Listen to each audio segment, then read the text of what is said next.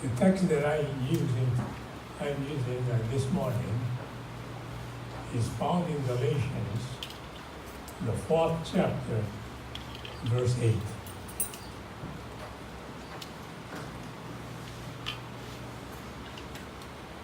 We are completing today, in the religious world anyway, what is called Easter week.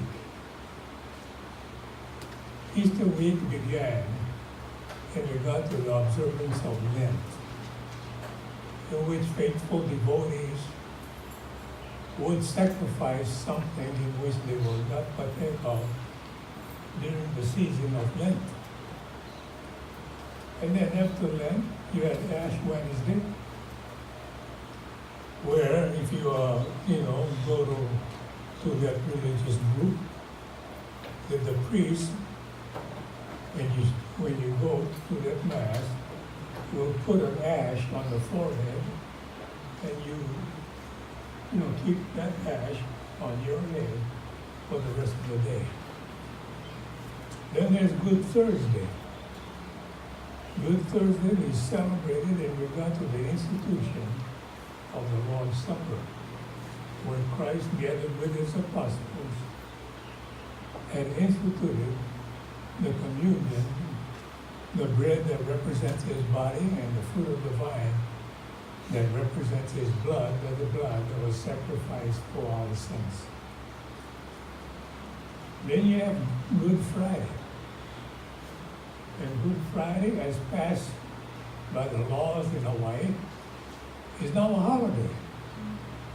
A holiday which is a celebration of the fact of the crucifixion of Jesus Christ.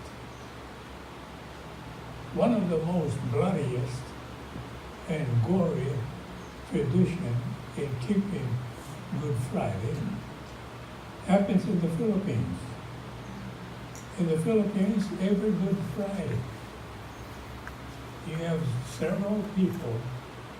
Last time I read, there were about 5 men and 1 woman who were actually nailed to the cross. And tourists were there to watch that spectacle of that tradition that happens every year and that has been happening for the last at least 20 years. The nails that are used to nail these people to the cross are sterilized. And then there is a medical person that inspects your wounds after, being taken down on the cross. That's the most bloodiest, goriest tradition that I've heard, that I've seen, or I've not seen, but I've read about during this Easter traditions. Finally, you have Easter Sunday, which is today. In your newspapers, perhaps yesterday or the day before, there's a big page where you've got ads that are put in that paper of the various religious churches or religious groups.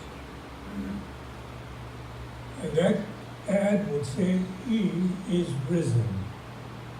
Come and celebrate with us in the sunrise service that could take place at these different, locations." And the most popular one in Hawaii is a sunrise service at Punch Bowl.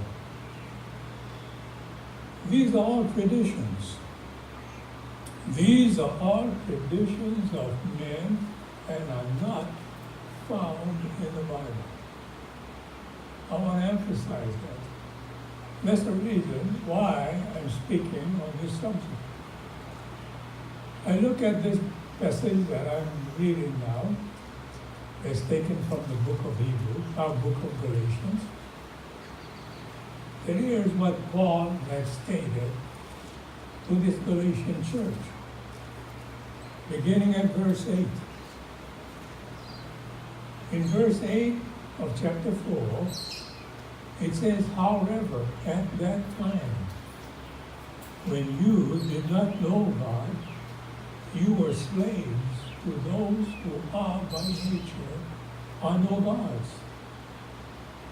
But now that you have come to know God, or rather to be known by God, how is it that you turn back again to the weak and worthless elemental things to which you desire to be enslaved all over again? Right after that verse, in verse 10, Paul then says, what are these elemental things? You observe days and months and seasons and years. I fear for you that perhaps I have labored over you in vain. When I go through my Bible, ever since I became a student of the Bible so long ago,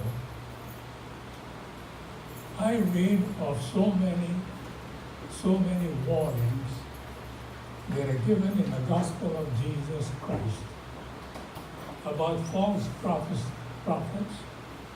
about false doctrines, and about all the traditions of men. I read in 1 Corinthians, the 4th chapter, in which the Apostle Paul, in talking to this Corinthian church, had said this in verse 6. These things, brethren, I have figuratively applied to myself and to Apollos for your sake, that in us you may learn not to exceed what is written, so that no one of you would become arrogant in behalf of one against the other. So this is an exhortation that tells me not to go beyond what is written in this book. I look also by another apostle, this time the Apostle John.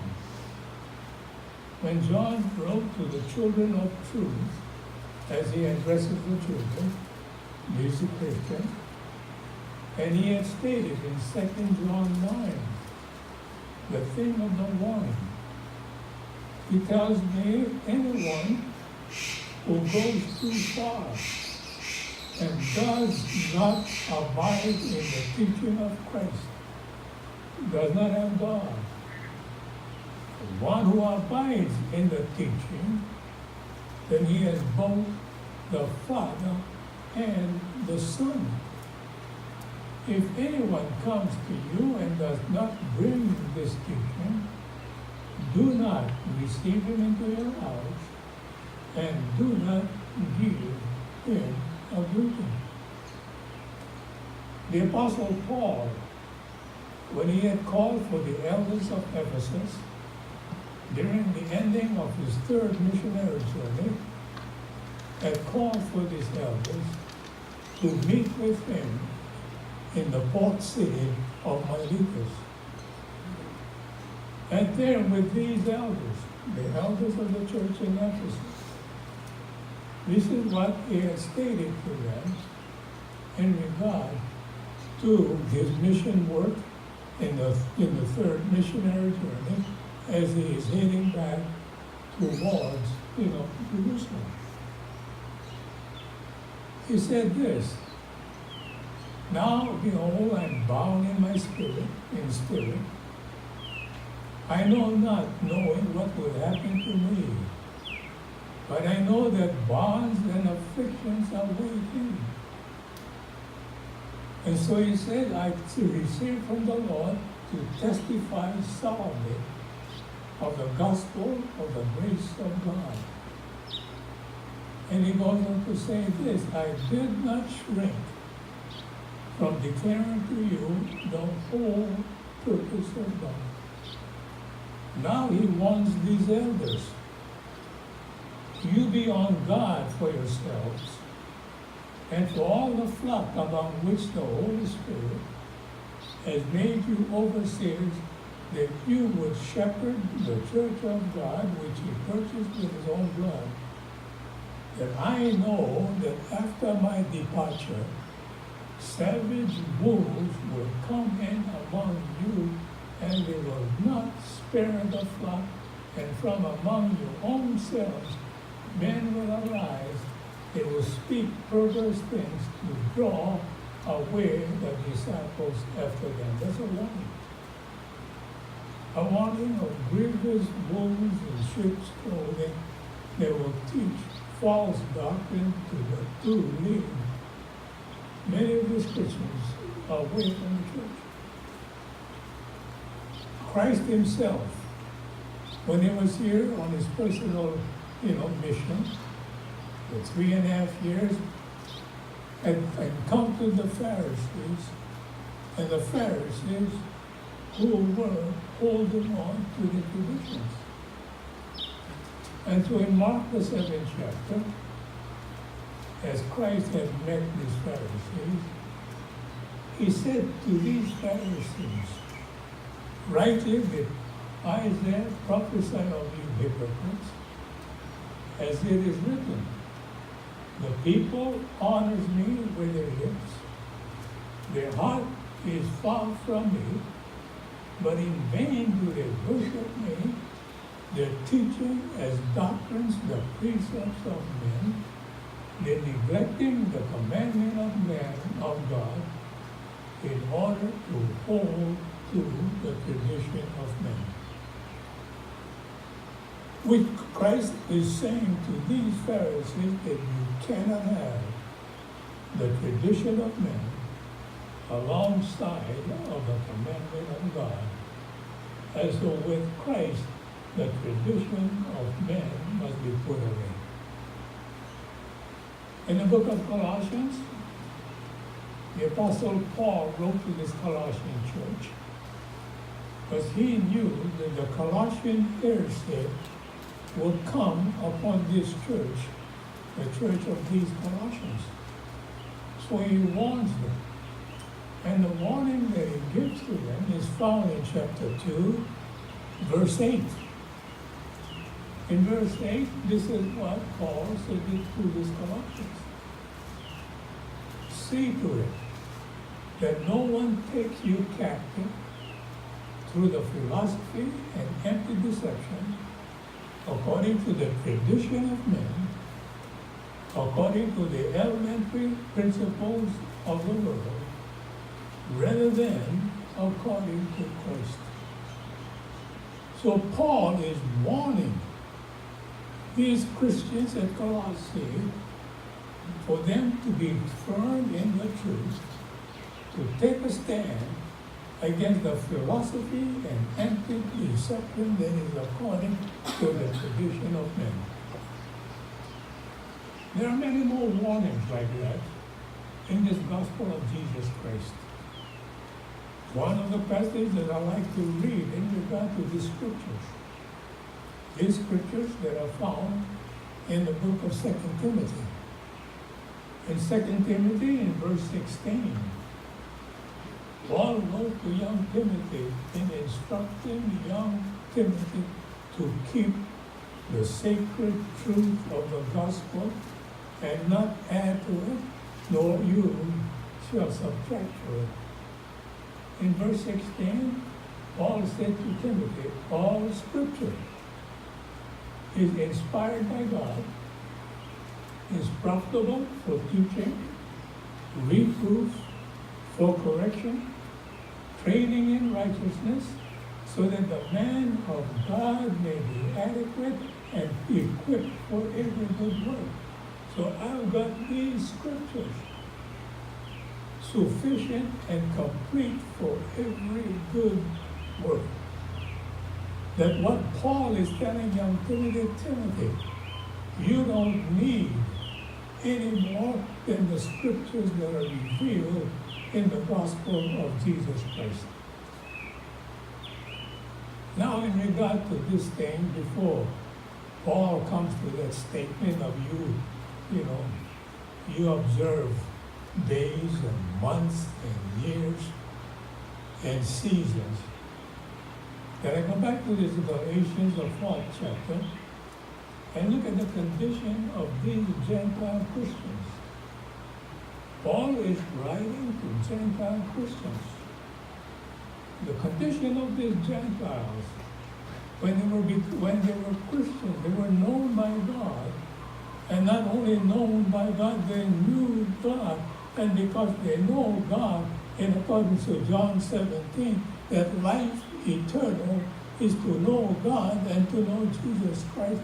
And these Gentile Christians came to know God.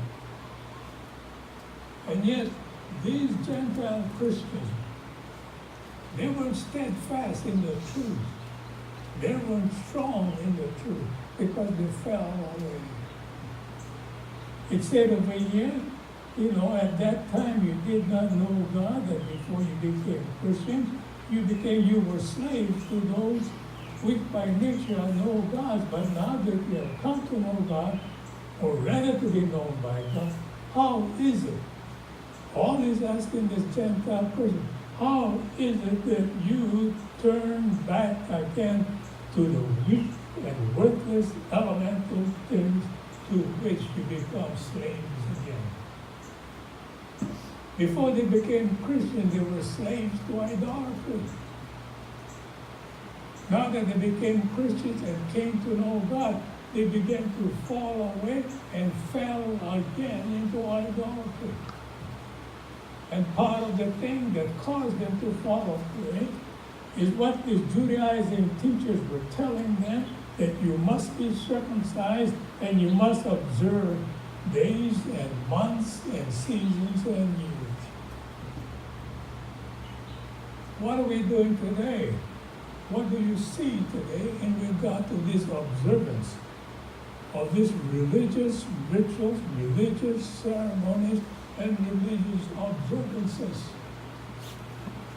All things, these things that we're seeing right now, during this past week and during the past 40 days, when Lent began, are all religious observances, religious ceremonies, and religious rituals that are not authorized by God Himself, not subscribed to by the gospel of Jesus Christ, and has no authority whatsoever by Christ in the observance of these things.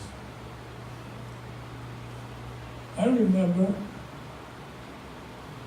when I was a youngster, I used to go to Easter services early in the morning, 6 o'clock, to observe Easter Sunday. When I look at the ad yesterday in the paper, it says, "He is risen. Come and celebrate the resurrection at our sunrise service." See, you have a ceremony. You have a ritual that's being observed that is not authorized by the Scriptures. When you have that ritual and that observances, what they are doing is they're putting one Sunday above all the rest of the Sundays and made the Easter Sunday much more valuable and important than the rest of the Sundays of the year. I'm instructed by this gospel, by these scriptures, that I come every first day of the week to worship God, in which Hebrew letter is stated in chapter 10, "Do not forsake the assembling of ourselves together, as the custom of some is, as you see the day approaching." Acts the 20th chapter, verse 7, why did these Christians come together on the first day of the week? It's to observe the Lord's Supper. What's the Lord's Supper for? It's a remembrance. Remembrance of the body of Christ that was crucified upon the cross. Remembrance of the blood of Christ in the taking of the fruit of the vine, and in celebration doctrine of the death, burial, and the resurrection, because we'll partake of this Lord's Supper until Christ comes back again. Christ to the apostles, when he instituted the Lord's Supper, he told his apostles, I shall not take of the Lord's Supper until I take it with you in the kingdom of Christ, and that you will partake of this until I come back again. So my commandment is there, that in the observance of the resurrection of Christ is in this Lord's Supper. Not have a solemn, observance, not have a solemn ritual, not have a ceremony on Easter Sunday, on the Sunrise Sunday, to observe that day as being more important than the rest of the days, the rest of the Sundays of the year. So Paul is saying that why are you going back to these weak and worthless elemental things in which you become enslaved all over again? Which means the fact that when I look at this passage of Scripture, it means that anyone who would observe all of these traditions, all of these rituals, all of these ceremonies, are enslaving themselves back into bondage again. That's what they do.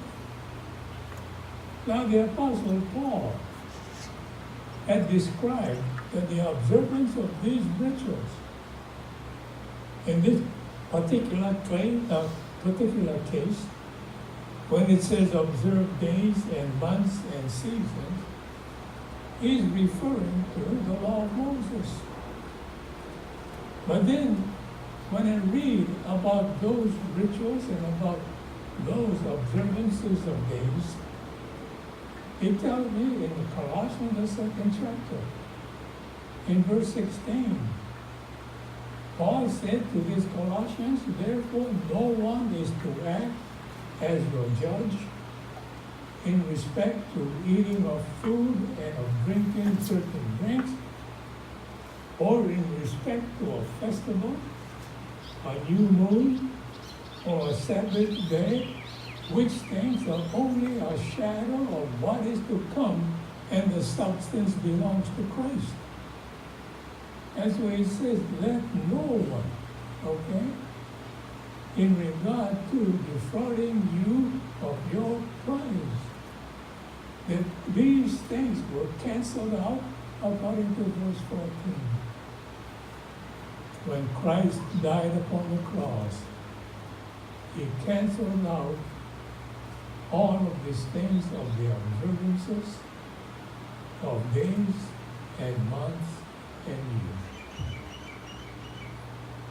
So no more am I, or that these Gentiles were being persuaded by the Jewish Christians to observe these months and days and years and seasons.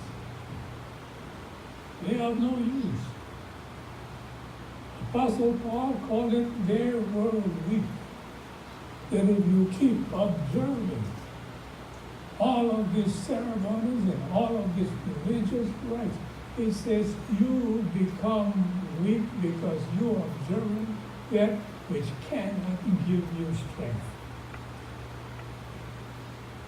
One of the verses that I like that describe the worship of idols, the best one that I've found in the book of Psalms, is chapter 16.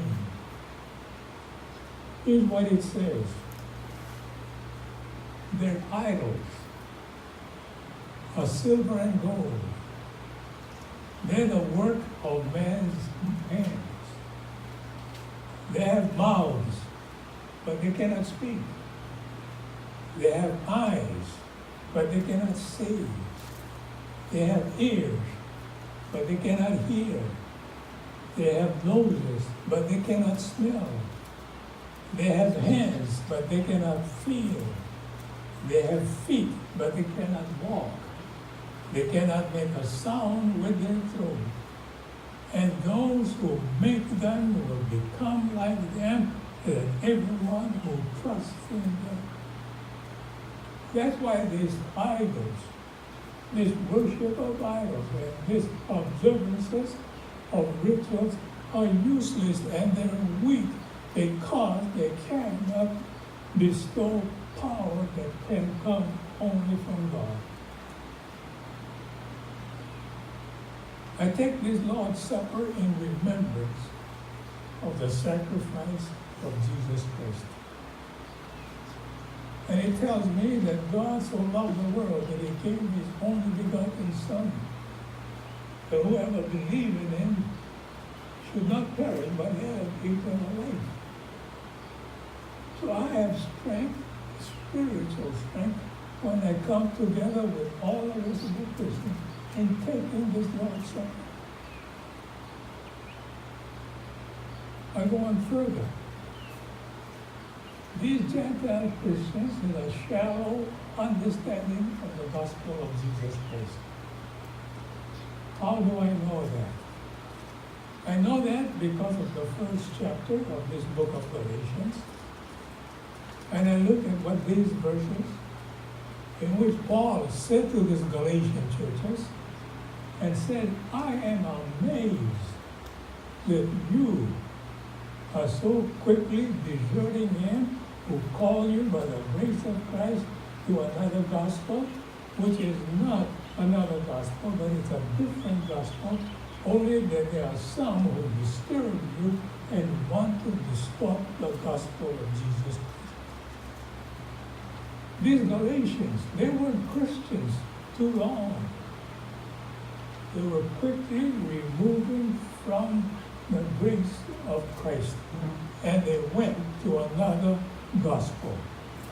Only the other gospel they went to was a distorted gospel. So Paul continues on by saying in verse 8 that even if we, or an angel from heaven, should preach to you a gospel that's contrary to that we have preached to you, let him be accursed or let him be condemned. So I can't add to the gospel. I can't take away from the gospel. Neither can I make any substitution whatsoever that's in the sacred truth of the gospel of Jesus Christ. When these apostles, when they were commissioned to go forth and take this gospel, Christ had told them that whatever you preached have already been loosed in heaven. Whatever you preach that are binding have already been bound in heaven. So the fact is that what I have over here in this Bible are already bound in heaven and cannot be changed at all. And yet, day by day, as I read in the papers, read in religious papers, how many changes are being made in regard to this gospel of Jesus Christ. Even the great cathedral of Notre Dame is being worshipped by its devotees. Cathedral is being worshipped even as what Paul had said, all of the idols that were in the city of Athens. And Paul said, what I'm preaching to you, that you're preaching to an unknown God, you're worshiping in ignorance. And so the God that I preach unto you is the creator of the heavens and the earth, a one and true living God.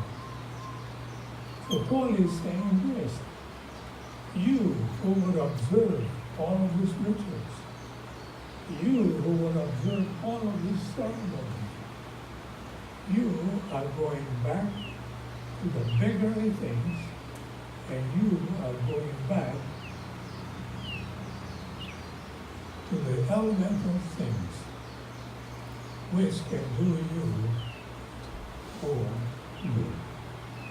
So going back to this Galatians, the chapter 4, here's what else Paul had said to the Galatians Christians, and also to you, to you and me, that going back to the observances of religious rituals, ceremonies, and observances, you're going back to that which is weak, that cannot give you any power at all, and you are going back to that which is worthless, that has no value at all. No value. That's what the apostle is saying. And then when you do this, it says, you put yourself in bondage all over again. You become enslaved all over again by going back to these weak and elemental things. And so Paul is saying to that, I am afraid for you. I'm afraid for you because I have labored over you, and it seems that I have wasted my time in teaching you the gospel of Jesus Christ.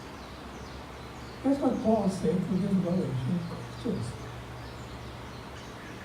I feared for you, he says, because I have labored over you in vain. I have wasted my time. The serious charge given by an apostle of Jesus Christ who is speaking by inspiration and who is carrying out his mission as an apostle. The fact is this: these Galatian Christians had abandoned the blessings which are found in Jesus Christ when they went back to this weak and powerless, elemental things. I look at these Galatians, since I'm in Galatians.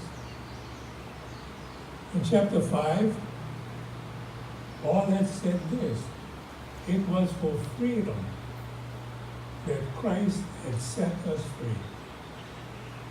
So when you and I had obeyed the gospel and became Christian, we were set free from the bondage of sin.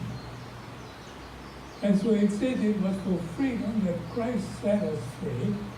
And he says, therefore, keep standing firm and do not be subject again to the yoke of bondage. And yet I place myself in the yoke of bondage when I go back to religious ceremonies and religious rituals and religious observances. Paul is saying to the Galatians, don't go back. And yet these Galatian Christians did. They abandoned the blessings that were found in Christ, but they also abandoned the freedom they had in Jesus Christ and put themselves in slavery all over again. So the warning is there. And there may be people out there, they heard me preach this gospel. They may be offended. And yet Paul told the same Galatians, do I offend you because I teach you the truth. Paul was concerned more for the truth than he was in regard to offending those people when he had preached the truth of the gospel of Jesus Christ. That's what Paul said to the Galatian Christians. Am I offending you when I'm telling you the truth? John 8, verse 31, Christ had told his disciples, if you continue in my word and abide in the truth, you shall be my disciples. Verse 32, and you shall know the truth, and the truth shall make you free. That's what Christ had said in the book of John to all the disciples that were there and to all the Jews that were there, that you shall know the truth, and the truth shall make you free. All of these religious observances, no matter how far it goes back, whether it goes back 1,000 years. I just read recently in regard to this fire at Notre Dame. They had a man-made, crown of thorns that is shown once a month, and all the faithful would stand in line and kiss that crown. Tradition. And the article went to say, we've been observing this for the last 800 years. Doesn't matter how long these traditions are, how long the existence of these religious ceremonies or rites or rituals. Doesn't matter how long. If they are not of the truth, and if they are not authorized by God, it's still wrong. And it's still unscriptural. We're going to extend our invitation. We strive to hold on to the pattern of sound words. We strive to abide in the teaching of God and in the teaching of Christ. We teach only, as it were, the doctrine of Jesus Christ. And therefore we strive to hold fast the pattern of sound words. And the pattern of the salvation that's revealed in the scriptures and the gospel is that you hear the word of truth. That you believe that Jesus is the Christ, the Son of God.